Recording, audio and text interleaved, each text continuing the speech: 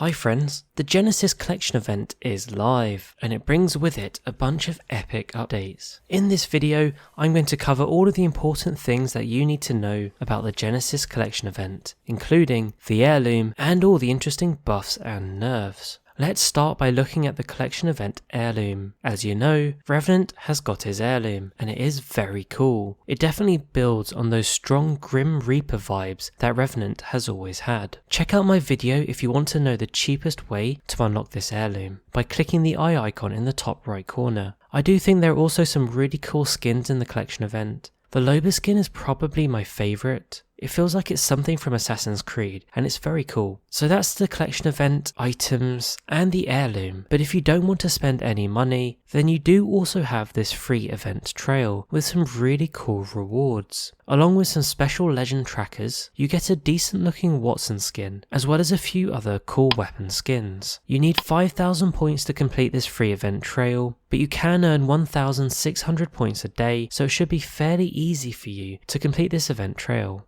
Now there's no LTM with the Genesis Collection event, but that's okay because we've got something even better. Skulltown is back, friends. You see, the original Kings Canyon and World's Edge maps have returned, and this means some of those classic locations like Skulltown are back in Apex Legends. On top of this, Skulltown is also becoming an arena map, so we basically get a double dose of Skulltown fun. These original maps will actually take over the map rotation, so in normal duos and trios, you will get one of these two maps.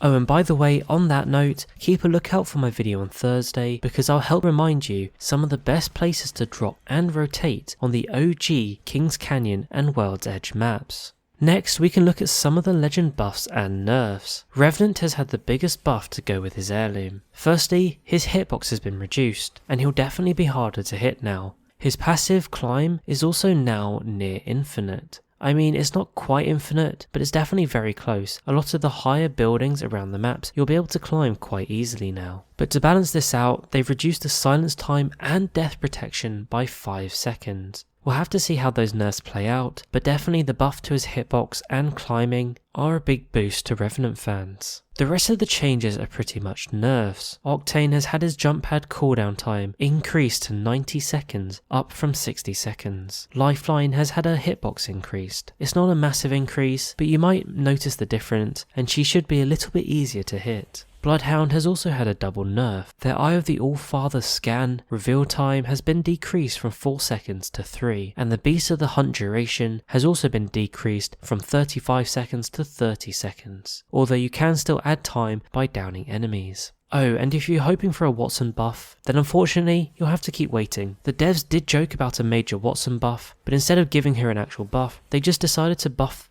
her emote, so she can now place 20 Nessies on the ground compared to just one before, and sadly that's the only buff you'll get for Watson this event. There have been a bunch of weapon changes as well. The P2020 has had a decent buff, with the fire rate and ammo being increased, so should make it a lot more viable when you're landing off drop. The 30-30 repeater has also had a great buff. Its charge time is reduced to 0.35 seconds, down from 0.5, and this basically means you can hit those charged up shots a lot faster. Plus, if you add to this the other buff that the 30-30 repeaters had in terms of the increase in projectile speed, this means the weapon could be a lot more lethal to use after this update.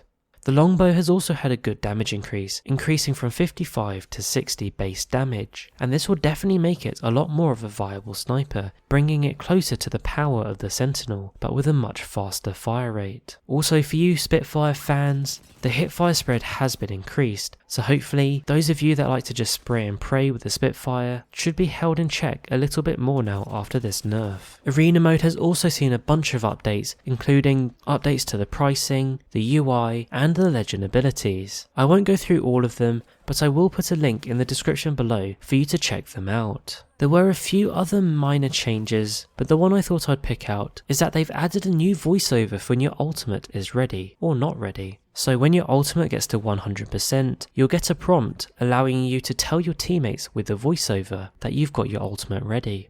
At any point in time, you can also ping your ultimate icon in your inventory, and this will show your teammates what percentage charge for your ultimate that you're at in the quick chat on the left of the screen. and this will make it easier for your teammates to know when you've got your ultimate ready, kind of like you get in Overwatch, and I know this has been asked for by a lot of people, so it's finally been brought to the game. That's my summary of the Genesis Collection event update. I hope you have lots of fun with the new collection event. Don't forget to go check out Skulltown Road, it's everybody's favourite place. Keep a lookout for my video on Thursday, and don't forget to like and subscribe. Thank you so much for watching, and I'll catch you later.